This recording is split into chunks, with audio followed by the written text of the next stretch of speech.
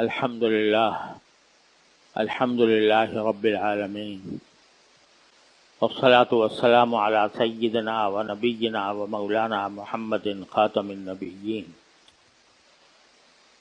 وعلى آله وأصحابه أجمعين وعلى كل من تبعهم بإحسان إلى يوم الدين. أما بعد، میرے محترم بزرگوں، بھائیوں، دوستوں، السلام علیکم ورحمۃ اللہ وبرکاتہ۔ اللہ تبارک و تعالی نے تمام ایمان والوں کو یہ حکم دیا ہے کہ وہ اللہ تبارک و تعالی کو کثرت سے یاد کریں اور کثرت سے اس کا ذکر کریں۔ یہ حکم پہلے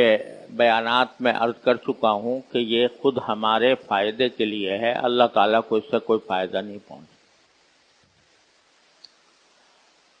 البتہ اللہ کو کثرت سے یاد کرنے کی مختلف شکلیں ہیں، مختلف صورتیں ہیں، جن میں سے ایک کا بیان میں نے پچھلے دنوں کیا کہ آدمی چلتے پھرتے، اٹھتے بیٹھتے اللہ تبارک و تعالیٰ کا کوئی ذکر زبان پر رکھے، اور دوسرے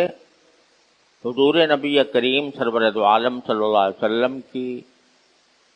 تعلیم کی ہوئی دعائیں اور اذکار جو مختلف مواقع پر رسول کریم صلی اللہ علیہ وسلم نے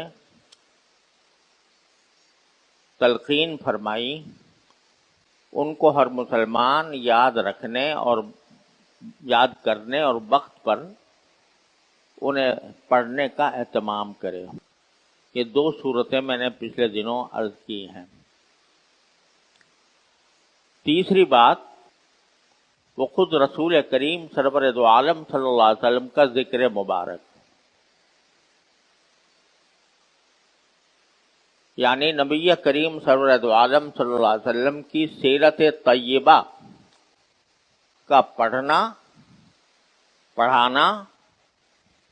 لوگوں کو بتلانا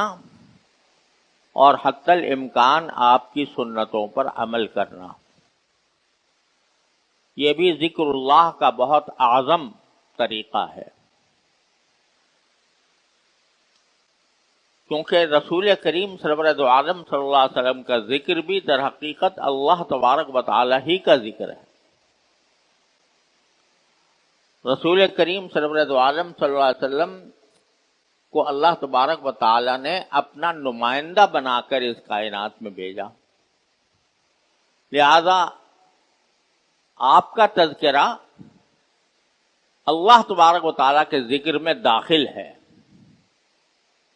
کیونکہ آپ کو رسول کریم سرور دو عالم صلی اللہ علیہ وسلم نے اس دنیا میں اپنا نمائندہ بنا کر بھیجا۔ قرآن کریم میں جہاں اللہ تعالیٰ نے اپنی اطاعت کا ذکر کیا ہے کہ میری اطاعت کرو، یعنی میرا کہا نہ مانو، وہاں ساتھ ساتھ رسول کا ذکر بھی کیا ہے، اطیعوا اللہ و اطیعوا الرسول، اللہ کی اطاعت کرو اور اللہ کے رسول کی اطاعت کرو، اپنے ساتھ ملا کر ذکر کیا ہے اللہ تبارک و تعالی نے، یہ بتانے کے لیے کہ اللہ کی اطاعت بغیر رسول کی اطاعت کے ہو نہیں سکتی۔ جب تک رسول کریم صلی اللہ علیہ وسلم کی اطاعت نہیں ہوگی تو اللہ کی اطاعت بھی نہیں ہوگی، کیونکہ اللہ تبارک و تعالی کے احکام کو ہم تک پہنچانے والے نبی کریم سرور دو عالم صلی اللہ علیہ وسلم، اور اس پہنچانے کا ایک طریقہ یہ ہے کہ آپ نے اپنی زبان مبارک سے اللہ تعالیٰ کا حکم ہم تک پہنچایا، اور ایک طریقہ یہ ہے کہ اپنے زندگی اس طرح گزاری اور اپنے ہر قول و فعل میں ایک نمونہ پیش کیا اس زندگی کا جو اللہ تبارک و تعالی ہم سے چاہتے ہیں۔ آپ کی عبادتیں، آپ کے معاملات، آپ کے اخلاق، آپ کے آداب، آپ کا طرز زندگی، آپ کا لوگوں کے ساتھ گھلنا ملنا، آپ کا اپنے گھر والوں کے ساتھ برتاؤ، یہ ساری چیزیں در حقیقت اللہ تبارک و تعالیٰ کے احکام بتانے کے لیے ہیں کہ گھر میں رہو تو کس طرح رہو، بیوی بچوں سے معاملات کرو تو کس طرح کرو. آپ کا لہذا ایک ایک فعل اور ایک ایک ادا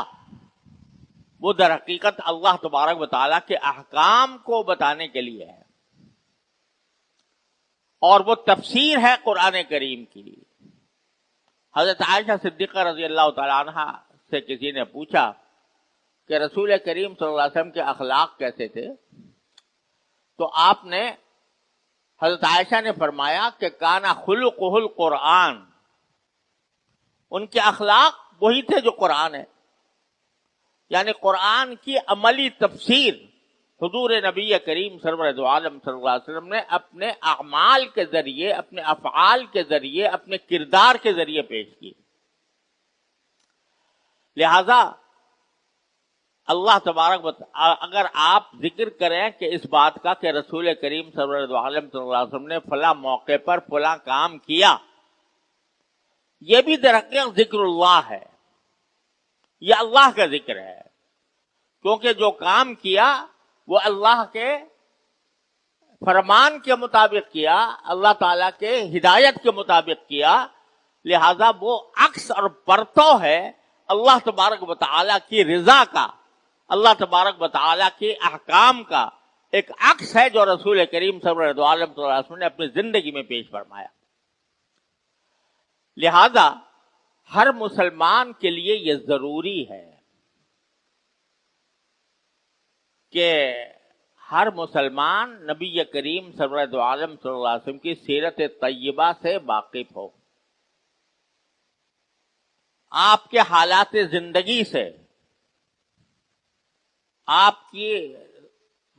ولادت سے لے کر وفات تک آپ نے جس طرح زندگی گزاری اس سے ہر مسلمان کو واقف ہونا ضروری ہے. کیوں؟ اس لیے کہ یہ ساری زندگی اللہ تبارک و تعالیٰ کے احکام کا عکس. لہذا سیرت طیبہ کا مطالعہ، سیرت طیبہ کو پڑھنا، سیرت طیبہ کو پڑھانا، سیرت طیبہ کو یاد کرنا، یہ سب ذکر اللہ کا ایک حصہ ہے. افسوس ہے کہ ہمارے معاشرے میں صورتحال ایسی بن گئی ہے کہ بچہ پیدا ہونے کے بعد اور ذرا بڑا ہونے کے بعد سیدھا اسکول چلا جاتا ہے، اور اسکول میں اس کو چند دنیاوی علوم و فنون پڑھانے کا تو اہتمام ہوتا ہے، لیکن سیرت طیبہ کو کما حقہ پڑھانے کا اہتمام نہیں ہوتا. نتیجہ یہ ہے کہ اچھے خاصے پڑھے لکھے لوگ، ان کو سیرت طیبہ کی بنیادی باتیں بھی معلوم نہیں، اور وہ یہ نہیں پہچانتے، اتنا بھی نہیں جانتے کہ رسول کریم سرور دو عالم صلی اللہ علیہ وسلم کی اولاد کیا کتنی تھی، بیٹیاں کتنی تھیں، آپ کی مکی زندگی کس طرح گزری، مدنی زندگی کس طرح گزری، یہ ساری تفصیلات، ان ساری تفصیلات سے بے خبر رہتے ہیں. اور ہوتا یہ ہے کہ جب ربیع الاول کا مہینہ آتا ہے تو اس وقت یاد آتے ہیں رسول کریم صلی اللہ علیہ وسلم. سارے سال کوئی تذکرہ نہیں، سارے سال کوئی محفل نہیں جس میں رسول کریم صلی اللہ علیہ وسلم کی سیرت طیبہ کا بیان ہو، جس میں آپ کے احکام بیان کیے جائیں، آپ کے زندگی کے حالات بیان کیے جائیں. ربیع الاول کا مہینہ آ کر پھر گلی گلی میلاد النبی کے جلسے ہوتے ہیں، سیرت النبی کے جلسے ہوتے ہیں، اور خاص طور پر 12 ربیع الاول کو یوم عید میلاد النبی منایا جاتا ہے۔ اور وہ کس طرح منایا جاتا ہے کہ جلوس نکالا جاتا ہے، اور جلوس نکال کر نبی کریم صلی اللہ علیہ وسلم کی ذات والا صفات کے نعرے لگائے جاتے ہیں۔ لیکن جتنے جلوس میں شامل لوگ ہیں ان میں سے کسی سے الگ بٹھا کر پوچھو کہ بھئی تم نے کبھی سیرت طیبہ کا مطالعہ کیا ہے؟ کیا رسول کریم صلی اللہ علیہ وسلم نے مکی زندگی میں کس طرح اسلام پھیلایا، اور کون سے صحابہ کرام تھے جو اس وقت مسلمان ہوئے اور کس طرح ہوئے، اس کے بارے میں کچھ پتا ہے؟ تو عام طور سے کچھ پتہ نہیں ہوگا۔ پوچھو کہ بھائی نبی کریم صلی اللہ علیہ وسلم نے کتنے جہاد کیے مدینہ منورہ کے اندر تشریف لے جا کر، تو اس کا جواب لوگوں کو معلوم نہیں ہوگا۔ نبی کریم سرور دو عالم صلی اللہ علیہ وسلم نے کس قسم کے معاملات کی تعلیم دی، تجارت کس طرح کرو، زراعت کس طرح کرو، اپنے گھر والوں کے ساتھ کس طرح پیش آؤ، اس کے بارے میں آپ نے کیا ہدایات دیں، ان کے بارے میں لا علم رہیں گے۔ نتیجہ یہ کہ ہم نے ایک رسم بنا لی ہے، رسم یہ بنا لی ہے کہ ربیع الاول کے مہینے میں حضور اقدس صلی اللہ علیہ وسلم کا ذکر مبارک ہوگا، آپ کی نعتیں پڑھی جائیں گی، آپ کے قصیدے پڑھے جائیں گے، لیکن سیرت طیبہ اور اس کی سبق حاصل کرنے کی طرف کوئی فکر نہیں ہوتی۔ میں ایک سوال رکھتا ہوں کہ یہ جو سیرت النبی کی مجلسیں ہوتی ہیں یا جلوس نکالے جاتے ہیں یا کانفرنسیں ہوتی ہیں، تو یہ بتائیں کہ کیا کوئی آدمی ایسا ہے جو اس کانفرنس میں یا اس مجلس میں یا اس محفل میں شریک ہونے سے پہلے کوئی کسی سنت پر عمل نہ کرتا ہو، اور اس محفل میں شریک ہونے کے بعد اس نے سنت پر عمل کرنا شروع کر دیا ہو؟ ایسی کوئی مثال ہے کہ بھئی سیرت النبی کے جلسے میں شریک ہوئے تھے، لہذا پہلے میں ایک سنت پر عمل نہیں کرتا تھا، اب شروع کر دی؟ پہلے میں نماز باجماعت نہیں پڑھتا تھا، اب سیرت النبی کے جلسے میں شریک ہو کر نماز باجماعت شروع کر دی؟ پہلے میں اس جلسے میں شریک ہونے سے پہلے داڑھی نہیں رکھتا تھا، مجھے پتا چلا کہ رسول کریم صلی اللہ علیہ وسلم نے حکم دیا ہے کہ داڑھی بڑھاؤ، اس لیے میں نے داڑھی بڑھانی شروع کر دی۔ کوئی شخص ایسا ہو کہ جو رسول کریم صلی اللہ علیہ وسلم کی سیرت طیبہ کے بارے میں یہ سن کر کہ رسول کریم صلی اللہ علیہ وسلم غصہ نہیں فرماتے تھے، تو اس نے اپنا غصہ ترک کر دیا ہو۔ ان سوالات کا اگر جواب تلاش کریں گے تو مشکل سے کوئی اللہ کا بندہ ہوگا جو اس سیرت طیبہ سے سبق حاصل کر کے اپنی اصلاح کر لیتا ہو، ورنہ ایک رسم ہے، سرکار دو عالم صلی اللہ علیہ وسلم کی نعت پڑھی جائے گی، آپ کے اوصاف بیان کیے جائیں گے، آپ کی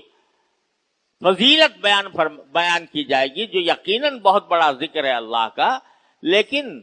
اس کا عملی فائدہ اٹھانے کے لیے ہم لوگ تیار نہیں ہوتے،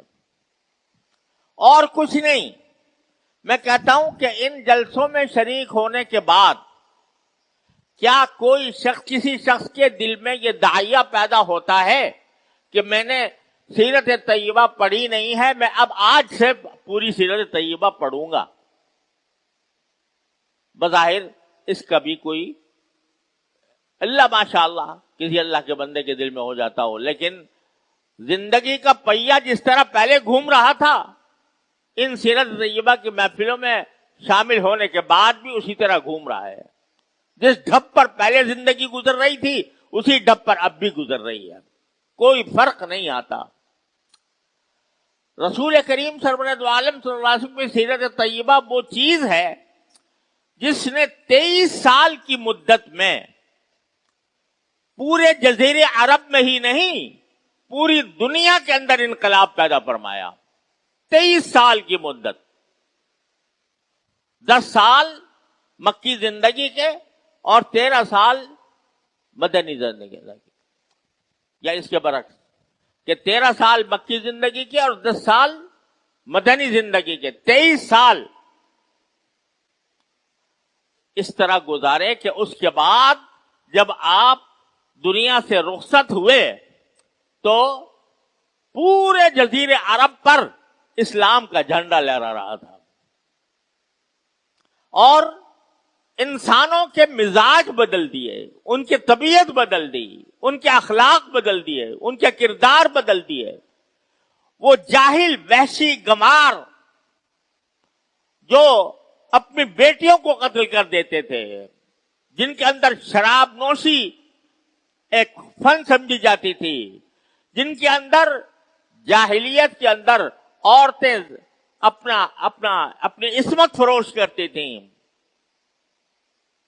اور جن میں لڑائی سے ایک دوسرے بلا وجہ محض قبائلی عصبیت کی بنا پر ایک دوسرے کا گلا کاٹنا معمول بنا ہوا تھا۔ آگ اور خون سے کھیل رہے تھے، قبیلے کے قبیلے جنگوں میں تباہ ہو رہے تھے۔ ایک نبی کریم سرور دو عالم صلی اللہ علیہ وسلم کی ذات اطہر تھی کہ اس نے اس پوری انسانیت کو اس بد اخلاقی سے، اس جہالت سے،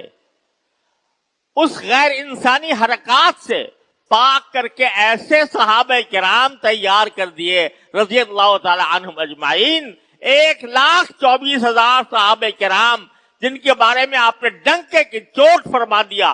کہ اصحابی کا نجوم، میرے ساتھی ستاروں کی طرح ہیں، بِأَيِّهِمْ اقْتَدَيْتُمْ اهْتَدَيْتُمْ، ان میں سے جس کی بھی اقتدا کر لو گے ہدایت پا جاؤ گے۔ وہی شراب خور، وہی زناکار، وہی جنگجو، وہی ایک دوسرے کا خون پینے والے جب سرکار دو عالم صلی اللہ علیہ وسلم کی صحبت سے سرفراز ہوئے، ایسے انسان بن گئے جن کی نظیریں دنیا آسمان کی نگاہوں نے نہ ان سے پہلے دیکھی تھی نہ ان کے بعد کبھی دیکھی۔ یہ انقلاب کاہے سے؟ اگر سرکار دو عالم صلی اللہ علیہ وسلم کو اپنی تشریف آوری میں سارا مقصد آپ کا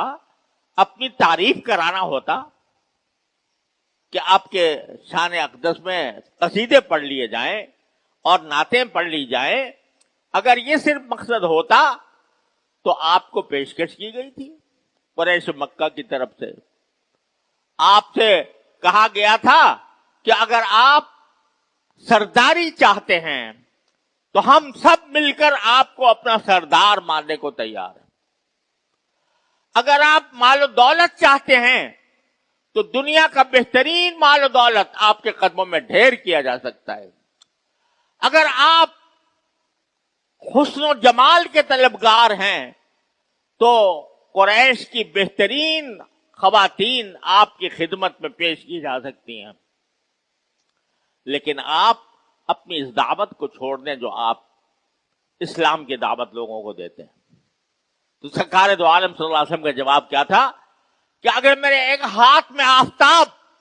اور میرے دوسرے ہاتھ میں مہتاب رکھ دو تب بھی میں اپنی اس دعوت کو چھوڑنے والا نہیں ہوں۔ اگر تعریف کرانی مقصود ہوتی، صرف تعریف کرنی، تو ابو طالب نے بھی تعریف کی تھی نبی کریم صلی اللہ علیہ وسلم کی۔ پورا قصیدہ، سب سے پہلا قصیدہ نعتیہ وہ سب سے پہلے ابو طالب نے کہا تھا، جو رسول کریم صلی اللہ علیہ وسلم کے چچا تھے، اور انہوں نے سرکار دو عالم صلی اللہ علیہ وسلم کے شان میں سب سے پہلی نعت کہی ہے۔ لیکن ابو طالب جب تک اسلام نہیں لائے، سرکار دو عالم صلی اللہ علیہ وسلم نے ان کو آخر وقت تک ایمان لانے کی تبلیغ فرمائی، تبلیغ سے ہاتھ نہیں چھوڑا۔ اس لیے بات صرف اس بات پر ختم نہیں ہوتی کہ ہم جلسوں میں نعتیں پڑھ لیں اور رسول کریم صلی اللہ علیہ وسلم کا حق ادا ہو گیا. اور افسوس یہ ہے کہ آج کل ہم جب 12 ربیع الاول کو یوم عید میلاد النبی ہمارے ہاں منایا جاتا ہے تو اس میں اللہ بچائے ایسے کام ہوتے ہیں جن سے نبی کریم سرور دو عالم صلی اللہ علیہ وسلم نے صراحتاً منع فرمایا. گانے بجانے ہو رہے ہیں, موسیقی پر نعتیں پڑھی جا رہی ہیں, عورتیں پڑھ رہی ہیں, اور چراغاں کیا جا رہا ہے, اور چراغاں کے اندر روضہ اقدس کی شبیہ بنائی جا رہی ہے. روضہ اقدس کی شبیہ بنا کر لوگ اس کے ہاتھ لگا کر اس کو اپنے لیے برکت کا ذریعہ سمجھتے ہیں. کعبے کی اور روضہ اقدس کی شبیہ بنا کر اس کا طواف کرتے ہیں لوگ, جو سارے شرکی اعمال ہیں. تو میرے بھائیوں, یقیناً وہ دن جس میں نبی کریم سرور دو عالم صلی اللہ علیہ وسلم اس دنیا میں تشریف لائے, وہ اس تاریخ کا, پوری انسانی کے تاریخ کا عظیم ترین دن تھا. سب سے زیادہ مقدس دن تھا جس میں سرکار دو عالم صلی اللہ علیہ وسلم اس دنیا میں تشریف لائے. لیکن اس مقدس دن اس لیے تھا کہ آپ کچھ پیغام لے کر آئے تھے, آپ کوئی دعوت لے کر آئے تھے. اس دعوت کے تقدس کی وجہ سے سرکار دو عالم صلی اللہ علیہ وسلم مقدس ہے. اس کے لیے وجہ سے سرکار دو عالم کا ذکر مبارک مقدس ہے. اس کی وجہ سے سرکار دو عالم صلی اللہ علیہ وسلم کا نام نامی مقدس ہے. اگر اس دعوت کو تو ہم ڈال دیں پیچھے اور اس بات پر اتباع کریں کہ وہ نعتیں پڑھ لی اور یہ کہہ دیا کہ سید الاولین والآخرین صلی اللہ علیہ وسلم ساری دنیا سے زیادہ افضل تھے, یہ کہہ کر بس ہاتھ پہ ہاتھ رکھ کے بیٹھ گئے اور اپنی اصلاح کی کوئی فکر نہیں, اپنے آپ کو سرکار دو عالم صلی اللہ علیہ وسلم کی سنت کے مطابق چلنے کی کوئی فکر نہیں, تو یہ نبی کریم صلی اللہ علیہ وسلم کے ساتھ عقیدت کا اظہار نہیں ہے, یہ عقیدت نہیں ہے, یہ سرکار دو عالم صلی اللہ علیہ وسلم کی مخالفت ہے کہ آپ نے جو احکام عطا فرمائے تھے وہ چھوڑ دیے اور صرف آپ کی تعریف کرنے کے پیچھے لگ گئے. بے شک سرکار دو عالم صلی اللہ علیہ وسلم کی تعریف بہت بڑی نعمت ہے اور ذکر اللہ میں داخل ہے. آپ کا اگر آپ کا ذکر مبارک کیا جائے, آپ کے فضائل بیان کیے جائیں, آپ کے مناقب بیان کیے جائیں, یقیناً یہ ذکر اللہ کی فضیلت میں داخل ہے. لیکن اس پر اکتفا نہیں کرنا ایک مسلمان کو, بلکہ اس سیر طیبہ کا مطالعہ کرنا ہے. تو آج میری گزارش یہ ہے کہ اگر ہم واقعتاً سرکار دو عالم صلی اللہ علیہ وسلم سے محبت رکھتے ہیں, اور یقیناً ہر مسلمان کا دل سرکار دو عالم صلی اللہ علیہ وسلم کی محبت سے لبریز ہوتا ہے, اور گئے سے گیا مسلمان بھی سرکار دو عالم صلی اللہ علیہ وسلم کی محبت پر اپنی جان دینے کو تیار ہو جاتا ہے. یہ الحمدللہ مسلمانوں کے اندر یہ جذبہ ابھی تک موجود ہے. لیکن اس محبت کے کچھ تقاضے ہیں. اس محبت کا تقاضا یہ ہے کہ سرکار دو عالم صلی اللہ علیہ وسلم کی سیرت طیبہ کو حرز جان بنایا جائے. ہر مسلمان اس بات کا عہد کرے کہ وہ حضور اقدس صلی اللہ علیہ وسلم کی سیرت طیبہ کا اول سے لے کر آخر تک مطالعہ کرے گا, اس کے بارے میں معلومات حاصل کرے گا. الحمدللہ سیرت النبی پر چھوٹی بڑی مختلف کتابیں علماء کرام نے لکھ دی ہیں, اور اس میں سرکار دو عالم صلی اللہ علیہ وسلم کی ساری سیرت موجود ہے. بڑی بھی ہیں, چھوٹی بھی ہیں. بڑی اگر دیکھنی ہو تو حضرت مولانا محمد ادریس کانلوی رحمۃ اللہ علیہ کی کتاب ہے سیرت المصطفیٰ صلی اللہ علیہ وسلم, 2 جلدوں میں. وہ بڑی مفصل, جامع اور مستند کتاب ہے. اگر کسی کے پاس فرصت ہو تو وہ پوری پڑھیں. اور اگر مختصر دیکھنی ہو تو میرے والد ماجد بانی دارالعلوم حضرت مولانا مفتی محمد شفیع صاحب قدس اللہ تعالیٰ سرہم کی ایک کتاب ہے سیرت خاتم الانبیاء، سیرت خاتم الانبیاء صلی اللہ علیہ وسلم. یہ آپ نے دیوبند میں لکھی تھی اور اس وقت سے الحمدللہ لاکھوں کی تعداد میں شائع ہوئی ہے. وہ مختصر ہے، مشکل سے 250-300 صفحے ہوں گے یا بلکہ اس سے بھی کم. لیکن اللہ تعالیٰ نے ان سے یہ کام لیا کہ اس عظیم سیرت طیبہ کو اس طرح مختصر کر کے بیان کر دیا ہے کہ تمام ضروری پہلو سیرت طیبہ کے اس میں آ گئے. وہ آدمی اگر پڑھنا چاہے تو میں سمجھتا ہوں کہ اگر چند گھنٹوں میں پورا مکمل ہو سکتا ہے، چاہے وہ روزانہ تھوڑا تھوڑا پڑھے یا ایک ساتھ پڑھے، چند گھنٹوں میں سیرت طیبہ کا ایک بہترین خاکہ کم از کم اس کے ذہن میں آ جائے گا. تو ہر مسلمان ربیع الاول کا مہینہ اس بات کا تقاضا کر رہا ہے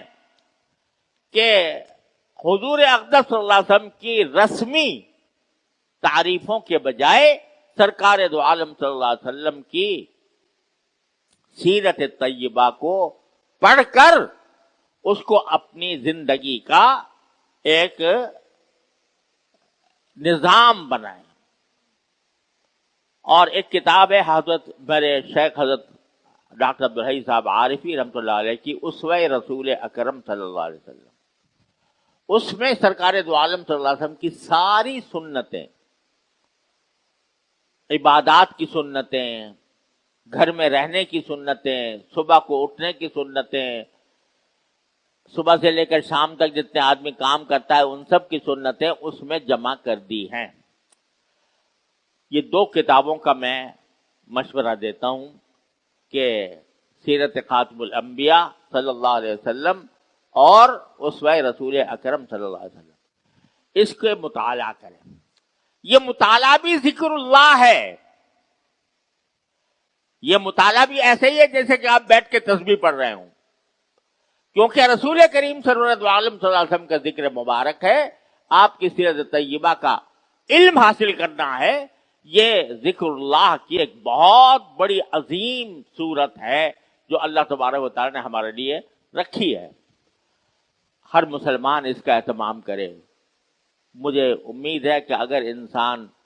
سیرت طیبہ کو اپنائے گا، اس کو اپنے پیش نظر رکھے گا، تو انشاءاللہ اس کی زندگی اللہ تبارک و تعالیٰ کے ذکر سے معمور ہوگی اور اللہ تعالیٰ کی رضا کے مطابق ہوگی. اور انشاءاللہ ایک مسلمان کی حیثیت سے جب وہ دنیا سے جائے گا تو اللہ تبارک و تعالیٰ کی رحمتیں اس کے شامل حال ہوں گی. اللہ تبارک و تعالیٰ اپنے فضل و کرم سے مجھے بھی آپ کو بھی اس پر عمل کرنے کی توفیق عطا فرمائے. وآخر دعوانا الحمدللہ رب العالمین.